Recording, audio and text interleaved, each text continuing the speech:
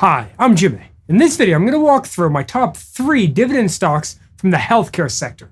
This video is part of our passive income from dividend series, where we're going through each of the 11 gig sectors and trying to identify a handful of dividend stocks that could do well and ultimately get each of us closer to our goal of financial freedom. Okay, simple enough. Now, so far in this series, I've been trying to identify both European and US stocks that could do well going forward. But I actually struggled in this particular sector to find great European dividend stocks in the healthcare sector. Because of that, I've focused mostly on the US stocks, although stick around to the end because I've got a couple ones that also trade in Europe. So to make this list, I created a few fundamental sort of guidelines that each company has to meet in order to make this list. They have to have a dividend yield above 2%. They have to have a strong dividend coverage ratio, and ideally, they should be able to grow their dividend. Now, if you happen to know any great European dividend stocks that meet these criteria, please put them in the comments below. I'd be curious to see which ones everybody come up with. Okay, let's jump into our first US dividend stock. First up, we have Johnson & Johnson, ticker symbol JNJ.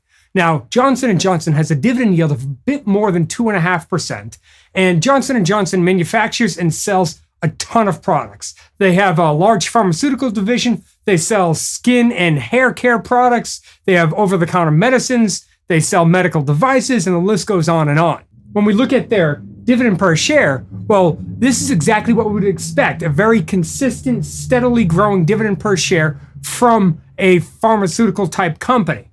These are the older, more established companies out there that are likely to going to be able to continue to pay their dividends despite what the economy does. These tend to be very defensive dividend stocks. And we can see that analysts are expecting for that to continue. Analyst estimates are the green bars. So it looks like they expect that to continue on from here. When we add earnings per share to this chart, well, we can see that earnings more than cover the amount of dividends that they've been currently paying out. That's likely to be a good thing for the sustainability of those dividends. Now, I mentioned that it's important when I was screening for these companies that each of these companies have a strong dividend coverage ratio.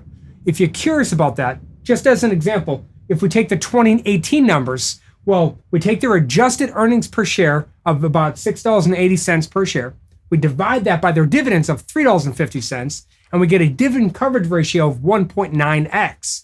That's pretty good. Okay, so overall, J&J looks like a solid dividend stock. Next up, we have Cardinal Health, ticker symbol CAH.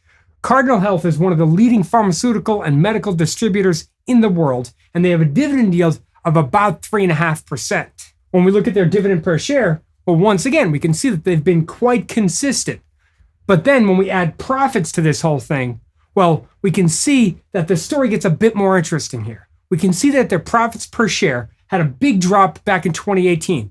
And that happened because they ran into some supply chain and operational issues. Well, clearly it looks like a lot of those issues have been sorted out since 2019 earnings per share got much better.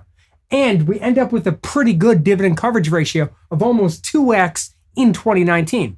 Now, that's actually the primary advantage. It's the reason why I have the dividend coverage ratio rule in there, because that gives us a little bit of wiggle room if a company runs into problems. Typically, I like to have companies that have somewhere between a 1.5x and 2x, which gives you the wiggle room we need. So this 1.95x is what I think they actually have.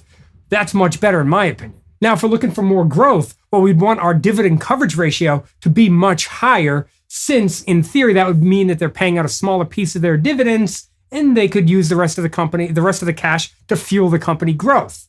If we want more dividends, well, we want a lower dividend coverage ratio, implying that they're paying out a larger percentage of their profits as dividends. For that, we would probably want companies like a real estate investment trust or REITs or a master limited partnership, which is MLP for short. Those types of companies tend to pay out a larger percentage of profits. Okay, let's jump to our next company, Pfizer, ticker symbol PFE. Pfizer has a solid dividend yield of about 3.7%, and they're one of the stronger pharmaceutical companies out there.